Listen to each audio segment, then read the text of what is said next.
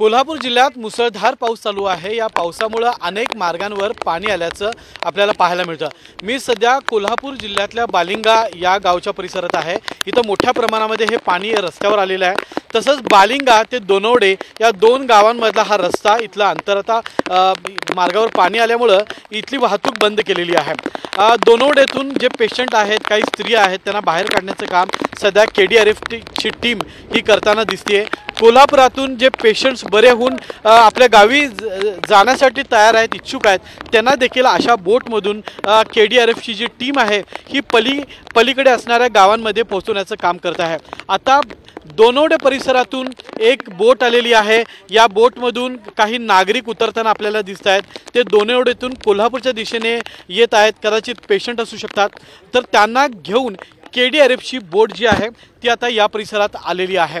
एकूणच कोल्हापूर जिल्ह्याचा जर आपण आढावा घेतला तर कोल्हापूर जिल्ह्यातल्या प्रमुख नद्या याच्यामध्ये संपूर्ण पूर परिस्थिती निर्माण झालेली आहे। अनेक रस्ते वाहतुकीसाठी बंद झालेले आहेत आणि अशा परिस्थितीमध्ये ज्या गावांमध्ये पाणी आलेलं आहे अशा नागरिकांना प्रशासनाने अलर्ट राहण्याच्या सूचना दिलेल्या आहेत।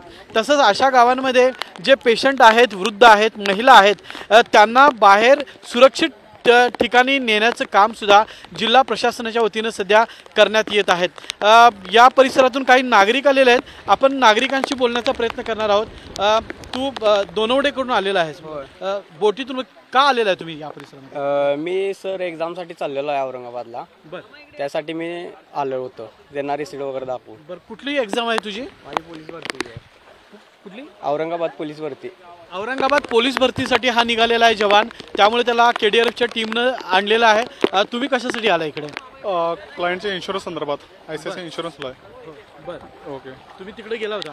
नाही, तिकडून इकडे आलोय। बरं, मग आता परत जाणार कसं तुम्ही? परत रिटर्न जाणार की संध्याकाळी? जाणार। हो। मग जिल्हा प्रशासन सहकार्य करतं का तुम्हाला? हो, करते की। आपण पाहिलं की आत्ताच एक तरुण खरं तर औरंगाबादला पोलीस भरतीसाठी निघाला होता। त्याला या पुराच्या पाण्यातून जाणं गरजेचं होतं, त्यामुळे KDRF टीमनं त्याला मदत केलेली आहे। दोनवडेतून बालिंगा परिसरात त्याला आणून ठेवलेलं आहे।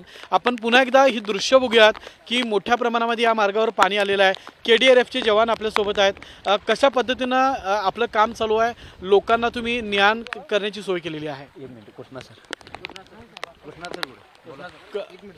कृष्णाजी, मोठ्या प्रमाणात तुम्ही लोकांना बाहेर आणण्याचं काम करताय, कशा पद्धतीने काम चालू आहे? सर, सकाळपासून इथे 51 लोकांचं आपण रेस्क्यू ऑपरेशन केलेलं आहे। एक मृतदेह होता, त्याला त्यांच्या नातेवाईकांच्या ताब्यात दिलेला आहे। डिलिव्हरीसाठी DY पाटील हॉस्पिटलला एक पेशंट ॲडमिट करायचं होतं, ते पण दोनवडे इथून आपण त्यांना रेस्क्यू ऑपरेशन करून त्यांच्या दवाखान्यामध्ये ॲडमिट करण्यासाठी पाठवलेलं आहे। खरं तर यामध्ये एक जवान होता, त्याला औरंगाबादला जायचं होतं, त्याने काय सांगितलं तुम्हाला? हां, तो मला म्हटला की माझी औरंगाबादला भरतीसाठी आहे, त्या भरतीसाठी मला जायचं आहे, मला तेवढं बोटीतून घेऊन जा। त्यांना आम्ही बोटीतून घेऊन त्याच्या परीक्षेसाठी त्याला सोडलेलं आहे। आपण पाहिलं की कोल्हापूर जिल्ह्यामध्ये जी पूर परिस्थिती निर्माण झालेली आहे, अशा परिस्थितीमध्ये कुणाचं नुकसान होऊ नये अशा पद्धतीने जिल्हा प्रशासन प्रयत्न करत आहे। एकूणच पूर परिस्थिती सध्या जरी स्थिर असली तरी पावसाचा जोर वाढला तर कोल्हापूर जिल्ह्याला पुन्हा महापुराची भीती आहे। त्यामुळे सर्व नागरिकांना जिल्हा प्रशासनानं सतर्क राहण्याचे आदेश दिलेले आहेत। कॅमेरामॅन सचिन सावंत सोबत मी रणजित माजगावकर, साम TV, कोल्हापूर।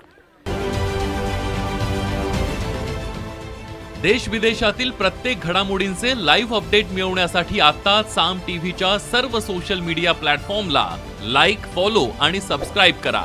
तसंच सर्व नोटिफिकेशनसाठी बेल आयकॉन प्रेस करायला विसरू नका।